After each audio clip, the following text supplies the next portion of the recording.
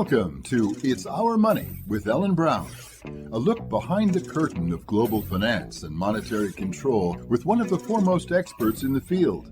Author of the bestseller Web of Debt and the Public Bank Solution, Ellen Brown's groundbreaking work began the movement to create new American public banks.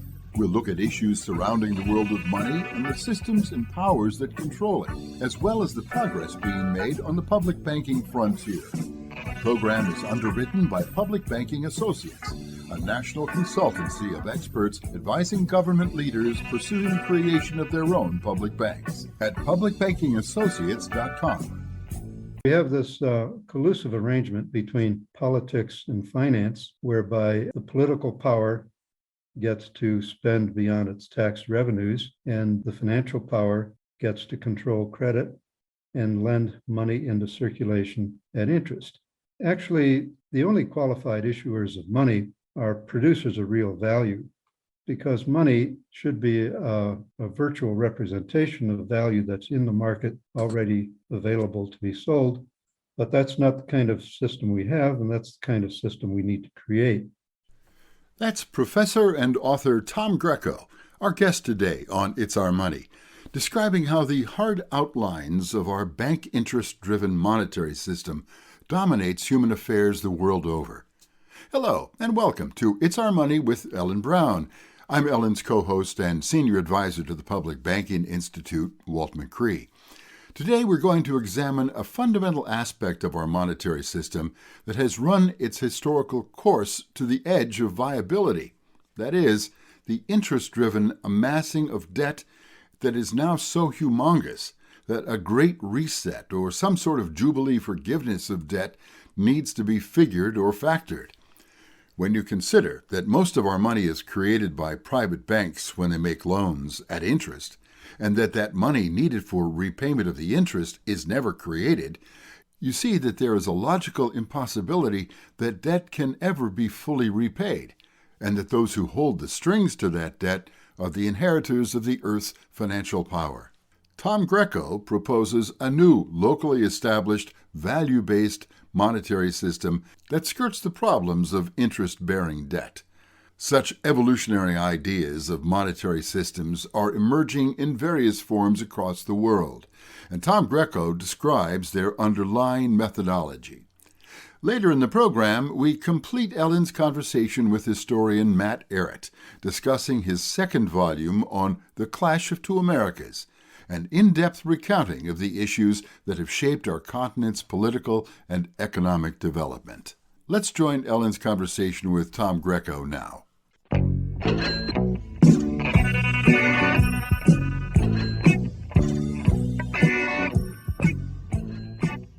It's my pleasure to be speaking with Thomas Greco, a writer and lecturer who is regarded as one of the leading experts in monetary theory and history, credit clearing systems, and complementary currencies. Tom has written many articles and 4 books, the most recent of which is The End of Money and the Future of Civilization. He is also a former professor of business and has traveled all over the world lecturing, teaching, and advising. So Tom, it's great to be talking to you again. Great to be back, Ellen. Thanks. Thank you for inviting me. So I heard you recently on a quite good podcast that I thought PowerPoint that laid out quite well what our current issues are and some very interesting possible solutions. So I'll start out right the same way the PowerPoint started out. What are the underlying causes of economic depressions and inflation? What's the problem we have right now with our current monetary system? Okay, well, the presentation that you referred to, I gave last month for the University of Hertfordshire in the United Kingdom.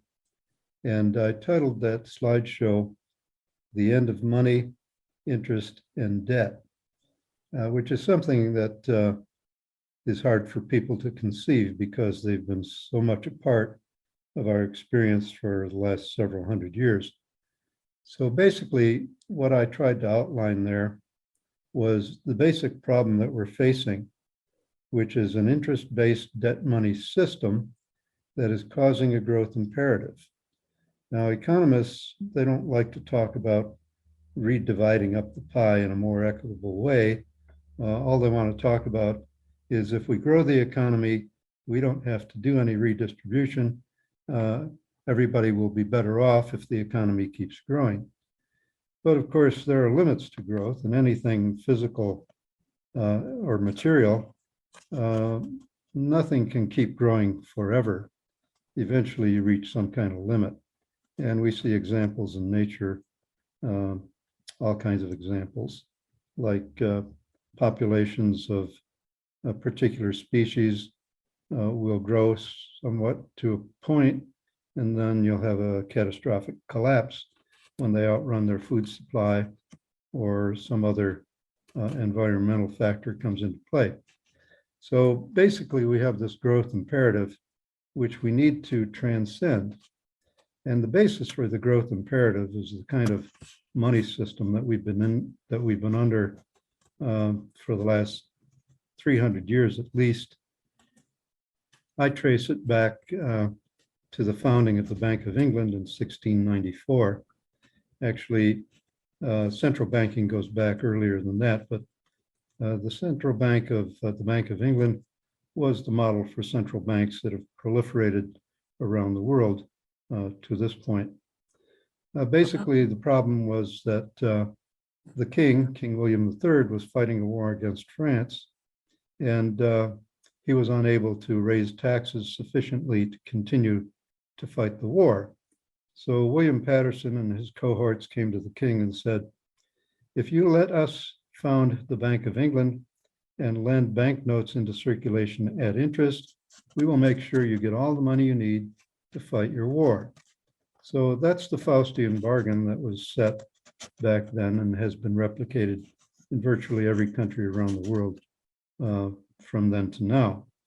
So we have this collusive arrangement between politics and finance, whereby the political power gets to spend beyond its tax revenues, and the financial power gets to control credit and lend money into circulation at interest.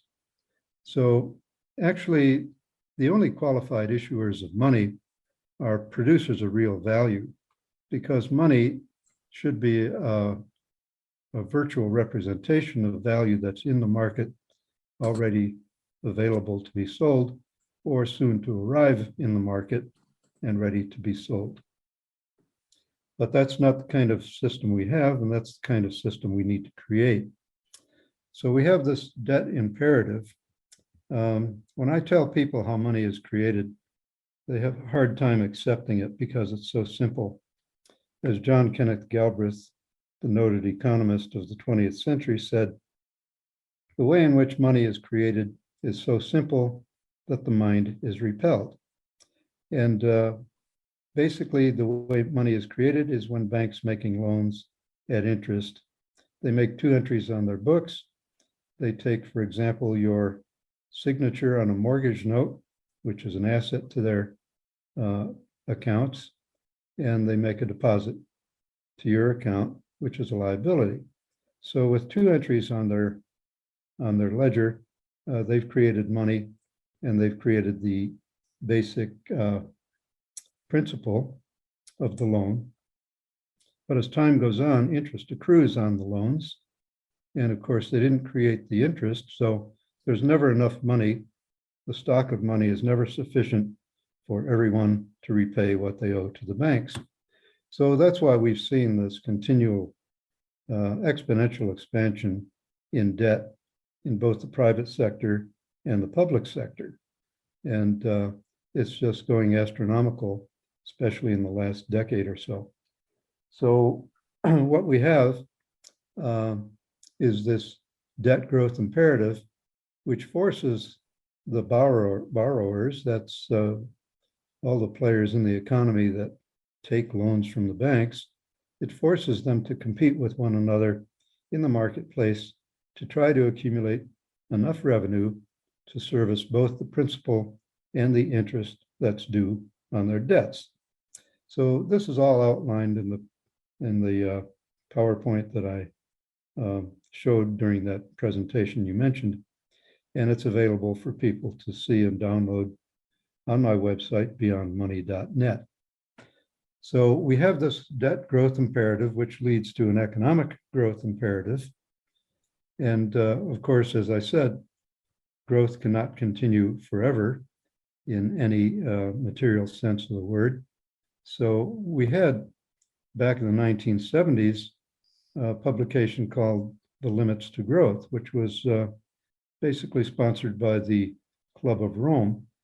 And some analysts, systems analysts, took a look at the situation, and they said that we cannot continue to increase economic output, that is material output, indefinitely. We're reaching the limits of the planet to sustain that kind of expansion in economic output and consumption. So that doesn't mean that we can't continue to develop, but it will be quantitative development rather than quantitative development. So when you think about the system and how it operates, every country has a central bank, which is basically the gatekeeper for the banking cartel, and it allocates the money creation power amongst the banks, amongst the members. But even that has no longer become operative. You may have continuing discussion about legal reserves that banks have to have, but reserves have long since ceased to be a limiting factor in the creation of bank money on the basis of debt. So the problem is more than economic, it's more than financial. The problem becomes political and social as well. On the limits to growth, I just saw a podcast on technology is growing so exponentially. I mean, you can use the same amount of resources that we have and feed a lot more people and make a lot more things because of technological development. But the problem is we've got like a $30 trillion debt in the US that never gets paid off. Only the interest gets paid off. So it's the debt that is unsustainable, but not actually the growth. I mean, if you mean growth, by growth, you mean improve the ability to feed more people, house more people, or, make more things or make better things, all that stuff. We still have a long way to go. Well, I don't believe that techno fixes are sufficient. We need to restructure the financial system, particularly well, he wasn't money. talking about a techno fix either. He was saying the problem is somewhere else. It's in the financial system, like you're saying. Yeah. So we need to restructure the whole financial system to get rid of this debt growth imperative and get rid of this economic growth imperative. And we can do that by relocalizing control of credit. But I'll get to that in a minute. I wanted to continue my train of thought about how finance, economics, politics, and social controls all converge in a despotic global system, which is the necessary ultimate outcome if they try to keep this system going with this built-in growth imperative. And we see how that's been developing recently, increasing challenges to cherished civil rights and basic tenets of our society that our democratic governments have been founded on. And that is going to continue. When you look back to the 20th century, we saw fascist governments rising in so many different places, Spain, Italy, Germany, and a few others, Japan. Why did that happen? Well, it happened because people wanted things to be better, and they thought by centralized control, they could make them better. But that centralized control comes at the expense of basic human rights, basic freedoms that are enshrined in our Constitution and the Bill of Rights. And we thought we defeated fascism at the end of World War II, but now we're seeing it's been slowly replicated in the so-called democracies, the Western democracies, as they've converged and pulled together to basically dominate the rest of the world. So we've seen the United States, particularly, and NATO, along with it, go into one country after another illegally without any legal justification to create regime change.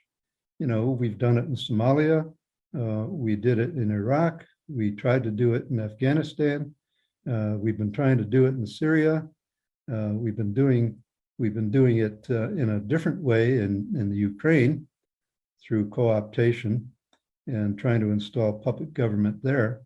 So, you know, what we're headed for is a global fascist tyranny. And we actually use the World Bank and the IMF for that, which absolutely. capture them by debt, which is the same issue. Well, that used to be the way to go, is to get every country into the debt trap, which they could never get out of, and force them to produce basic commodities for export to the first world. And it's just another way of imperial exploitation. It's not direct political control, but it's economic, financial control. So, you know, we have all of this playing out over the last several decades, and it's only going to get worse unless we put a stop to it. And we don't have the political power at this point to go up against the superclass, as I call it, which is calling the shots. What we need to do is to build new systems from the bottom up, community by community, particularly starting with the exchange process. You know, money is said to serve three functions: medium of exchange, means of savings, and measure of value. But that's not the case, really. When you think about it, you don't save by hoarding money. You save by investing it in some kind of long-term asset, like a bond or a note or certificate of deposit, a savings deposit in a bank, or an equity share in a corporation. So the savings function really is performed in a different way. And as far as the measure of value, we used to use precious metals, gold or silver, as a measure of value. But we have long since stopped using commodities as value measures, and now the currencies measure themselves, which is really a non-functional approach to measuring value. The currency needs to be measured in terms of something objective, either a commodity or, as I've been suggesting, a market basket of commodities that we use to define a unit of account. So where are we at with that? Over the last several decades, we've seen a number of initiatives to create local exchange systems. We had LETS systems, we had local currencies at the community level. We've had a long history of private currencies issued by producers of real value. We've had railway notes. I've proposed a solar dollar based on the production and sale of renewable energy by electric utilities. We have commercial trade exchanges, which do a process called credit clearing, where producers come together into an organization. They associate together and agree to pay each other, not with dollars or euros or pound or any other political currency, but pay each other by using the products that they produce and sell. So basically, in these circles, your sales pay for your purchases. So now what we are trying to do is to perfect those approaches and scale them up. And in my presentation that you mentioned, I did present a visionary piece called VITA, V-I-T-A, in which I described a system where we have small, relatively local credit clearing associations that are limited to maybe 200 or 300 members that know each other and trust each other and are accustomed to doing business with one another on a regular basis. And we would build that system up in hierarchical fashion. This would be a natural system hierarchy where our local nodes would be associated into regional nodes, and the regional nodes would be associated into statewide nodes or continental nodes, and on up to the global level.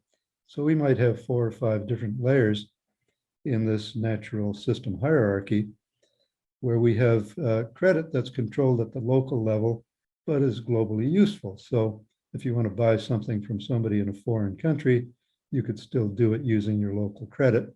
And we work out the details of clearing behind the scenes. How would you compare these local currencies to each other?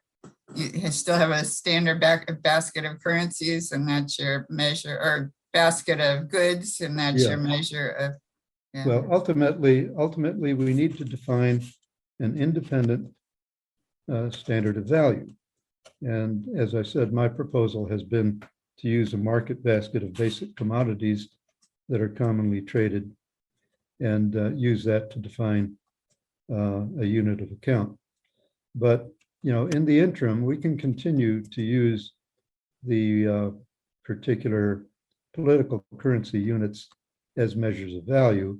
And when we cross national borders, we can use the foreign exchange rates that are determined by the foreign exchange markets. That's not ideal, but it'll work in the short run. Yeah, I've actually written about that too. And one advantage to the current digital system is the reviews, like Amazon and product reviews and merchant reviews, like on eBay. So you get all these people that will, if you're not a trustworthy person, they'll quickly let everybody know. So it's another means of testing whether there's somebody you want to trade with. Yes, in these systems, you would have social scores, as we do now. If you go on Amazon.com, as you mentioned, or Airbnb, on Airbnb, the hosts rate the guests and the guests rate the hosts.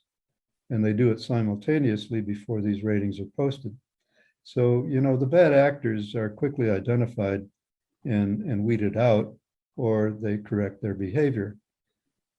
So we'll have that at the local level.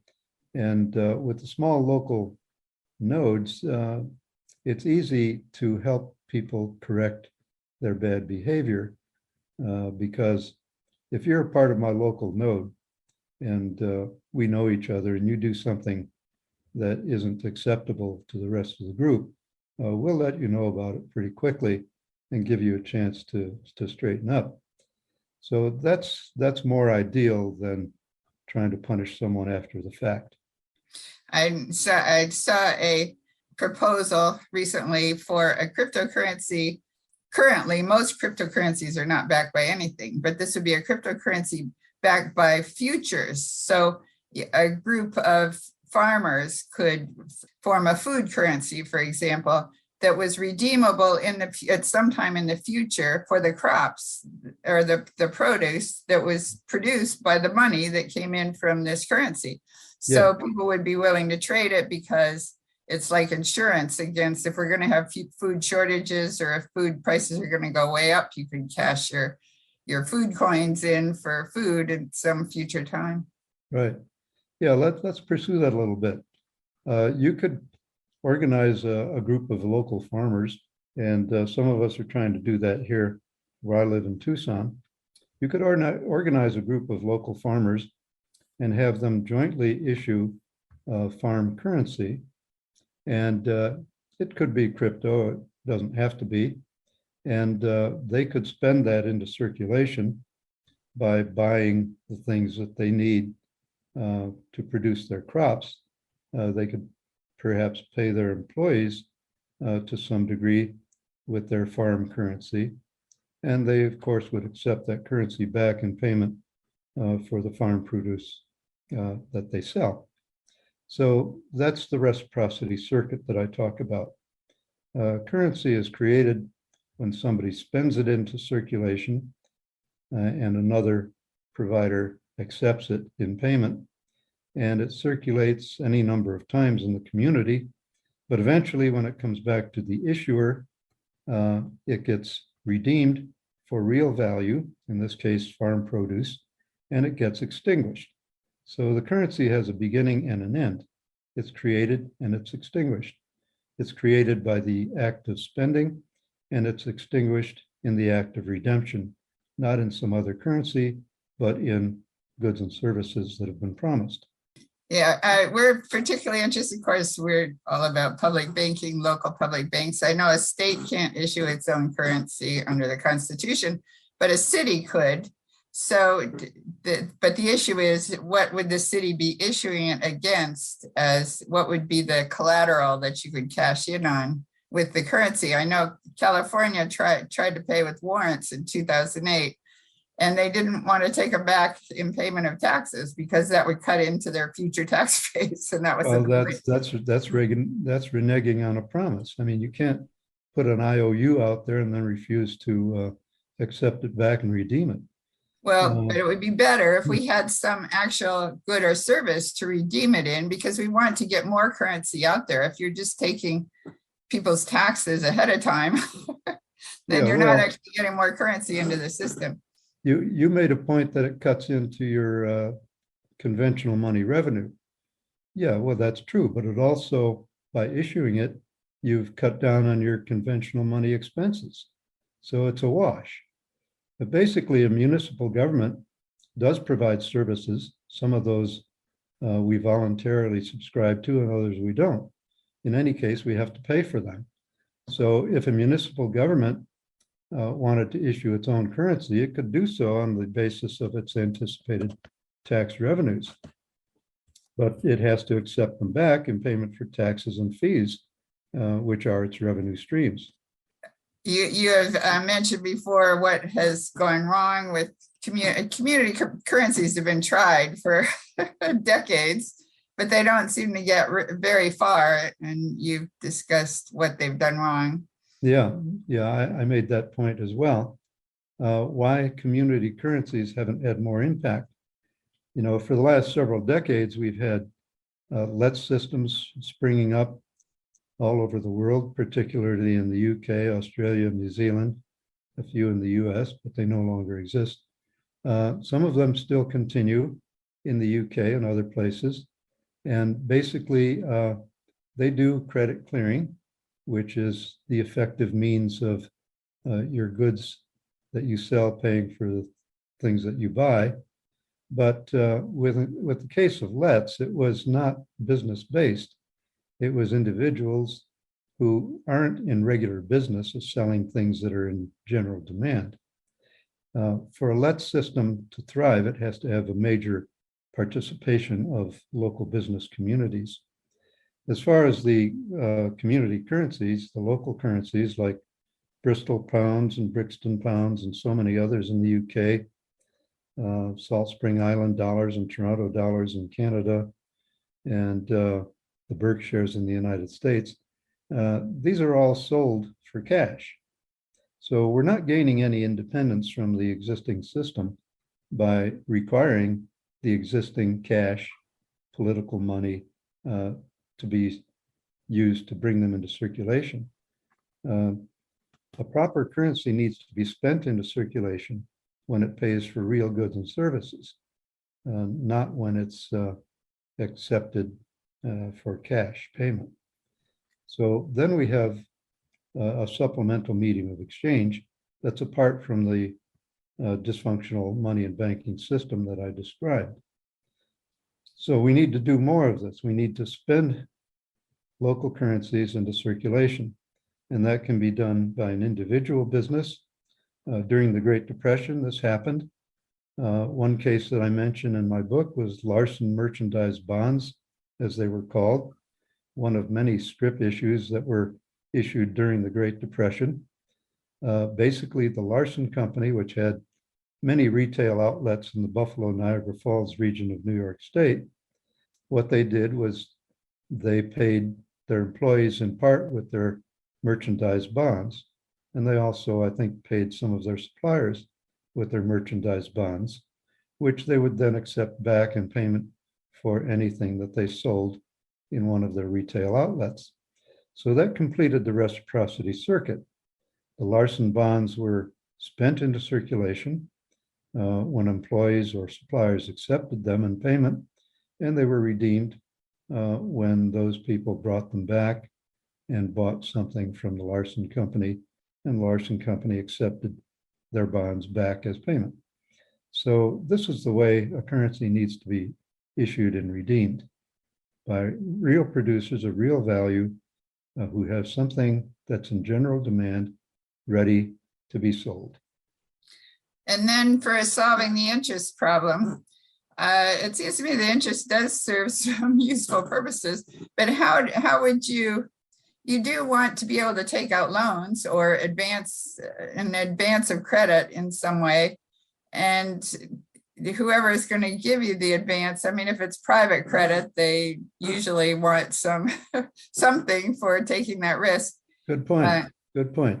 How can we reward risk without using interest?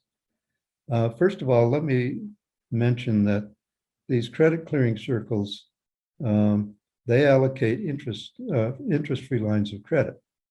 When you belong to a commercial trade exchange, you get an interest-free line of credit according to your capacity to produce and sell value to the other members of the exchange. And it's interest-free because this is the way business has traditionally been conducted. When a merchant sells to another merchant, they will generally send the merchandise along with an invoice and give a certain amount of time to pay. And there's no interest involved in this line of credit.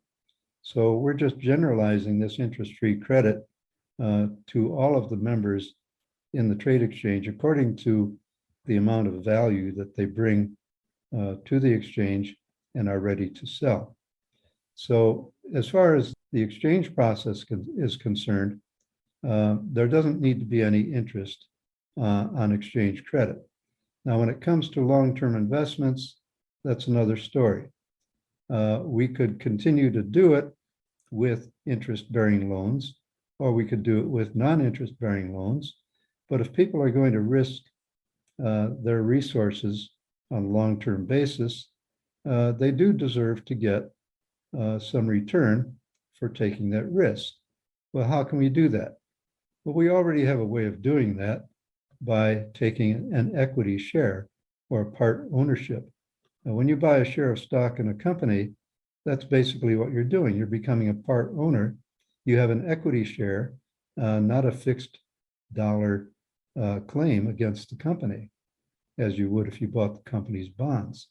So we can still reward risk by providing equity shares or shared revenue options. So that's the way I would handle long-term investment. Yeah, that would be similar to Sharia loans, but I remember talking to somebody in Malaysia who said the problem is that the lenders, the creditors, are in your business all the time. You know, they want to control stuff. So there is that where if you're a stockholder, you don't really have any control unless you're BlackRock, of course, but most stockholders have no vote that's meaningful. Well, we're talking about rebuilding the economy from the bottom up, community by community, starting with small and medium-sized enterprises. So presumably you would know the people that you're investing in, the businesses that you're investing in. And as far as the problem you mentioned, it also extends to venture capitalists. You know, if you have a good idea, you want to start a business and you go to a venture capitalist, they want to basically be in there forever, and they want to control what you do to make sure they get the return that they want. What I'm seeing in the future is equity investments that are limited in time. They would be temporary, not permanent.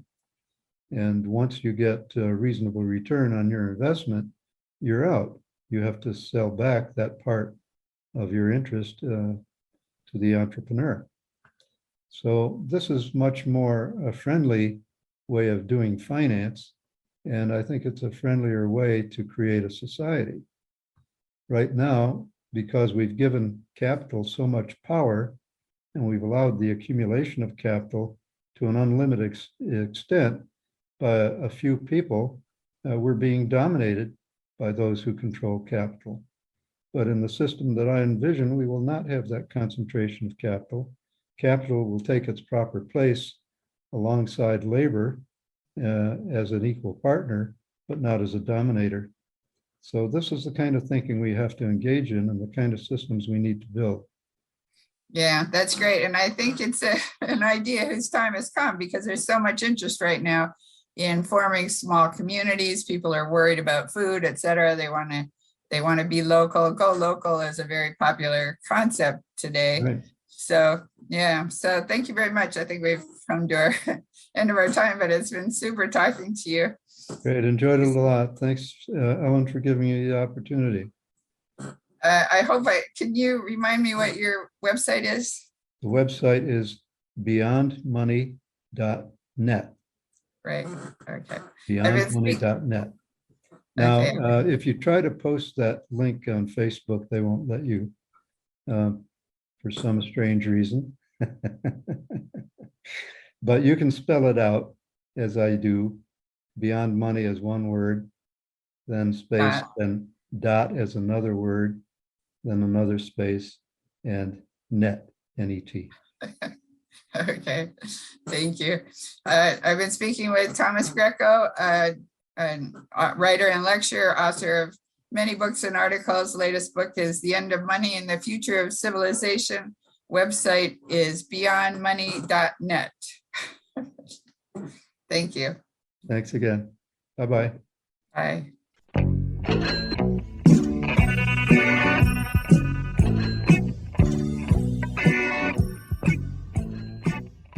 It's clear that big changes are underway in fundamental aspects of our monetary and social systems, and considering their many systemic dysfunctions, it's probably a good thing.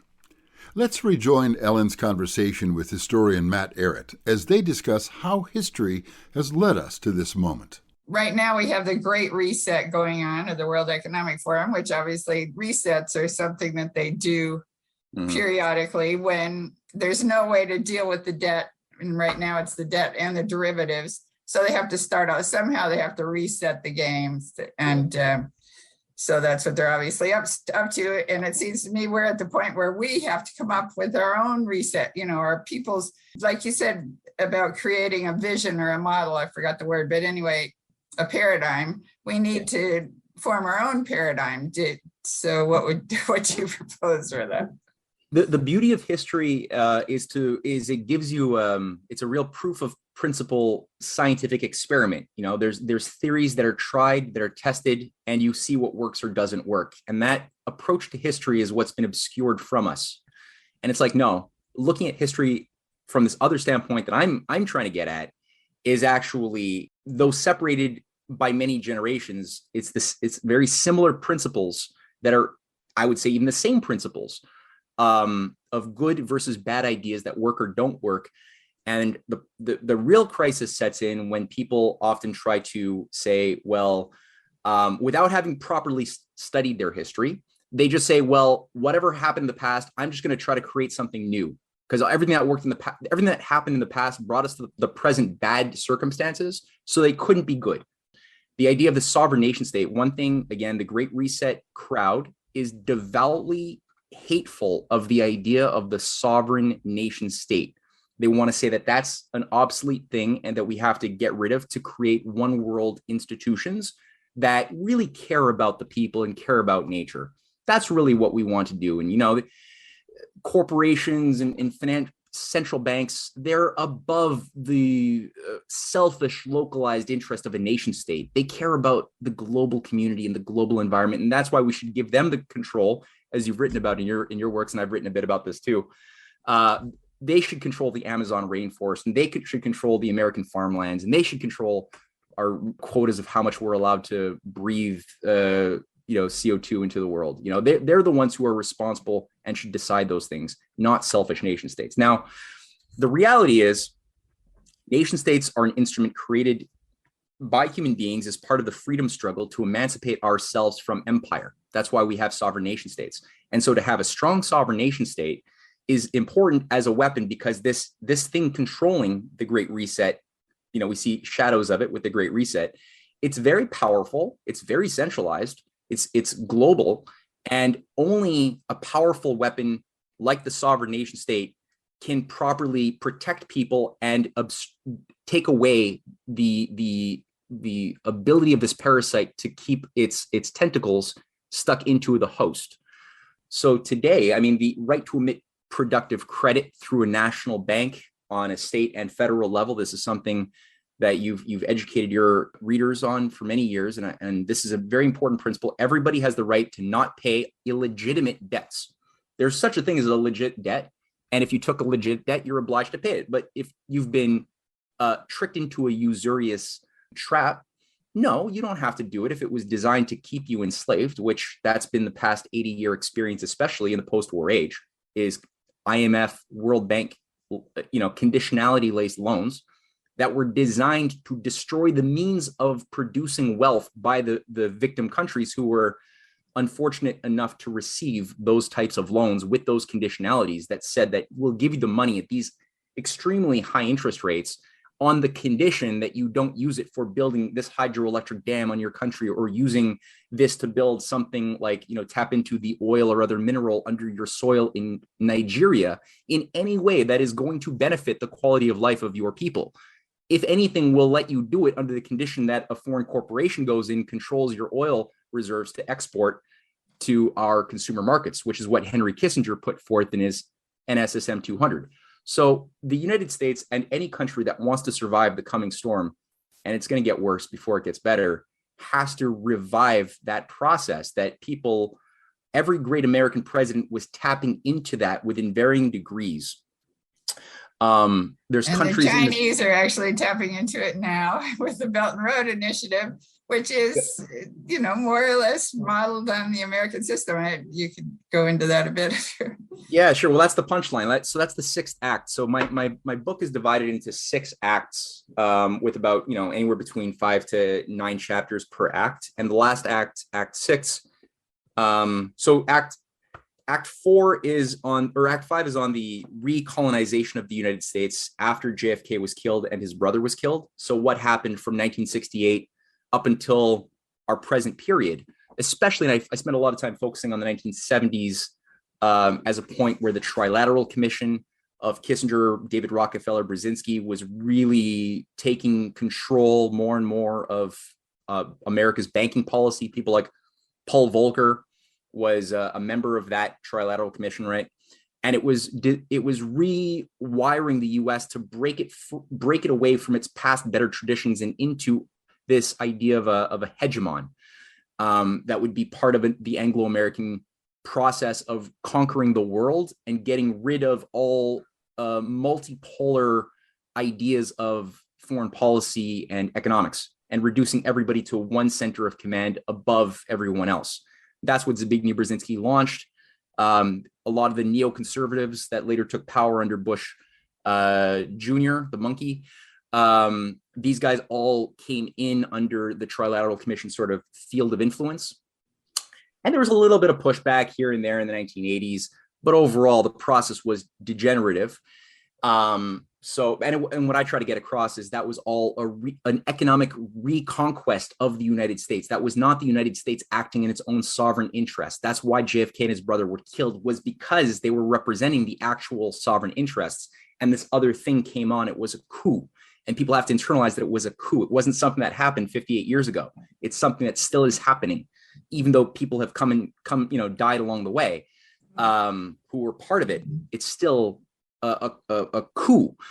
And today, yes, so chapter 6 is how the multipolar alliance being that was really took form after 2013 when Xi Jinping announced the Belt and Road Initiative, but also when Putin, who people have been taught to hate and fear because there's a lot of, people who listen to the media. That's just part of life. So anyway, it happens.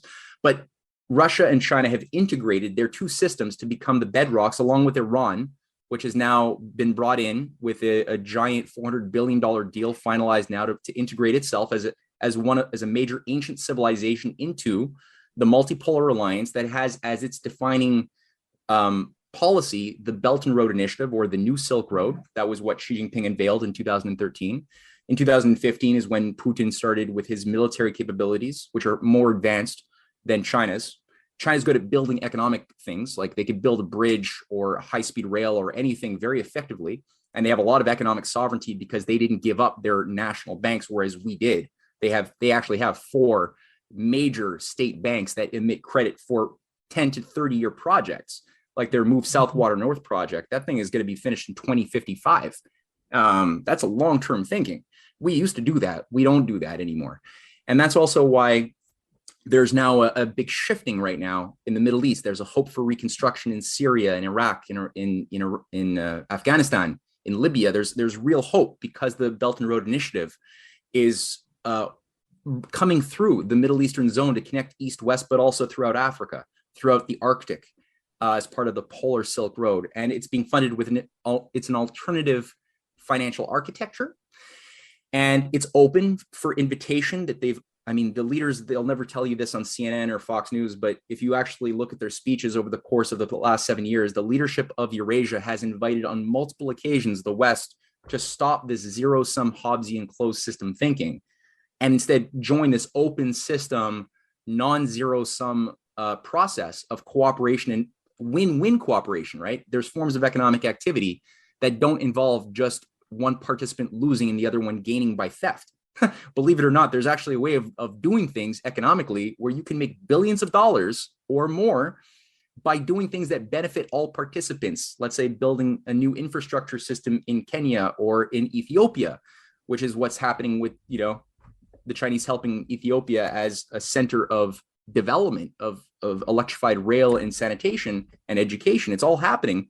And that's why Ethiopia is being targeted also by Washington for destabilization currently. And they want to make Ethiopia the new Libya 2.0. So China is actually saying, no, let's put out the fires. Let's work to create a system like McKinley was doing when he was looking at international cooperation around South America, building rail from the United States all the way down through the Panama Canal, stretching all the way through South America as a driver for mass industrialization so that these countries could stand on their own 2 feet. That's what McKinley was doing. That's what FDR was doing. That's what JFK was doing with his allies like Kwame Nkrumah, who he was helping to build the big dam on the Volta River in Ghana, and many people like that. And Bobby Kennedy was talking in those lines too. That's what he would have done had he become president. So yeah, today, though most Americans might walk into some cognitive dissonance on hearing us say this, the fact is that with all of the problems, and there are deep state structures in both Russia and China. Okay, I'm not trying to say that they're angels. I'm not saying that, but yes, they are actually reigning in their deep states there. We, in our case, like Soros is not allowed to be in China. He can't operate anything in China since 1989. He's been banned. Whereas his open societies and everything else are all over our governments in official and non-official ways, and academia. So they're actually picking up the torch that was dropped by the great American presidents of the past, and they don't want World War III. The country that is driving the military encirclement of Russia, China, that's fueling separatist movements through color revolutions, that's not Russia or China. That's the Anglo-American groupings here. That's us. We got to clean up our backyard. And the best way to clean up our backyard, the best pathway to do that is by working with countries that want a future, that have said we can do this all together. We can build infrastructure in America together. And I would say that's the most efficient way. If we're going to be able to get national banking again, It's going to be by us eating some humble pie and cooperating with these countries that don't want war. So we're coming to about the end of our time, but one thing I was really interested in was the whole limits to growth idea. And Lincoln said, that only man,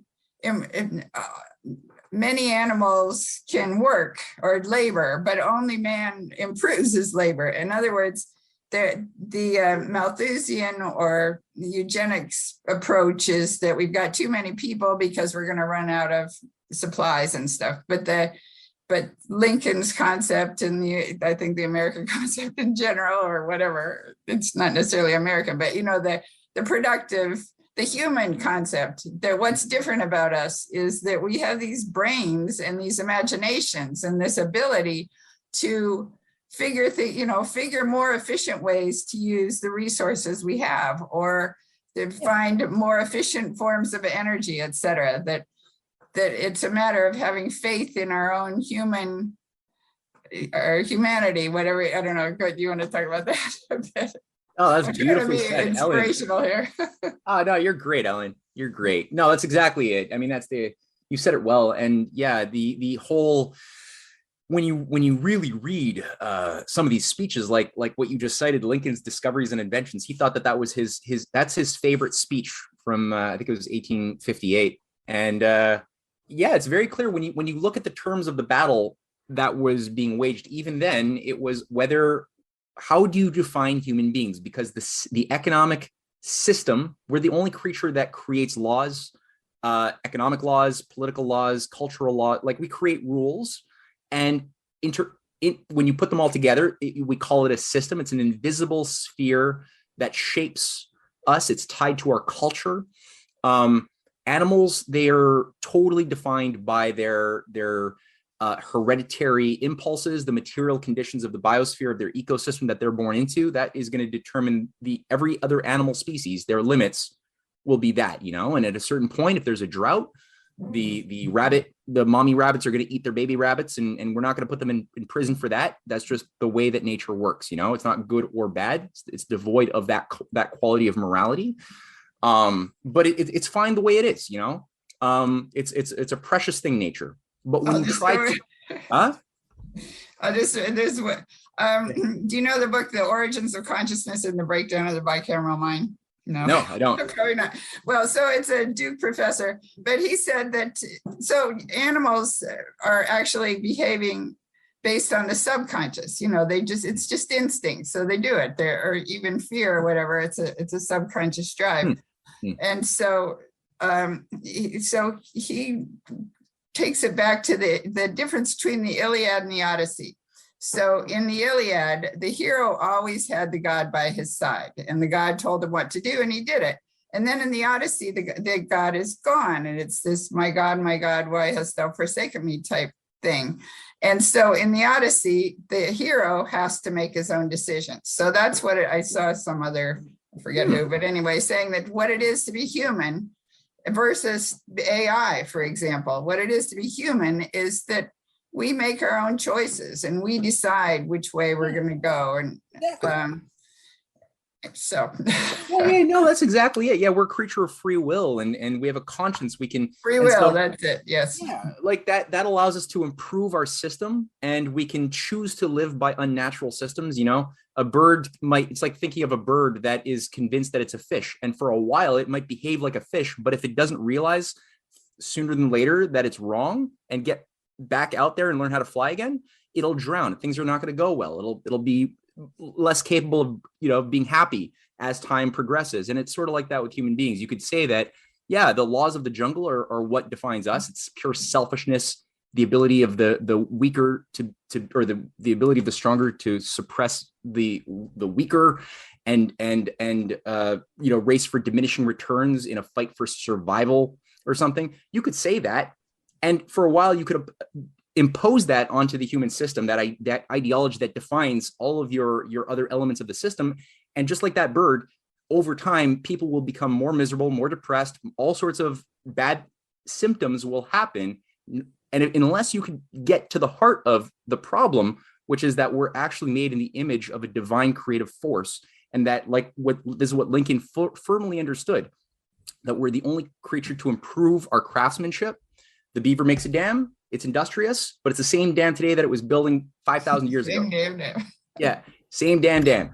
And so we can improve our dams. We can improve our technologies. We can even leap to new resources that didn't exist when we're discovering principles of the universe. We could translate that metaphorically through, whether you want in science, through symbolic language like math, or even through music or painting. These are forms of invoking and awakening a certain set of insights about what we are when it's done well. And the effect is we can improve and self-perfect ever more perfectly, which was understood when you look at the American Constitution, right? The idea of a more perfect union would be a logical absurdity for somebody who thinks like a pure computer. Like, how could you be more and perfect? Either you're more of something or you're perfect. It's a fixed state or something that's changing. And no, the founding fathers didn't have that problem. They understood that it's we're a perfectible species with no end. And to the degree that we are tuning ourselves to the laws of nature, we're going to be better. Empires, the parasite will have less fertile soil to stick its tentacles in, and empires know this too. There's a cultural war, and that's I think more important even than the financial, military, political aspects of analysis. It's the cultural war, which is the heart and soul of the species. So that's there too. And I try to, there's Act 4, I try to get at the cultural intermezzo in my book. So hopefully people like the book. And yeah, the open versus closed system idea, that's everything. It really gets you at the idea of either we're a Malthusian beast that's going to adapt in a social Darwinian or eugenics type of structure of the rule of the might makes right. Or we are something more like Lincoln believed and I think understood as a creature always that's more than the sum of our parts. And because of that, we can always leap beyond our limits to growth by being moral enough to make discoveries and also to translate those discoveries to the overall productive process to sustain not only more people, but at a higher quality of life. And in so doing, also improve nature.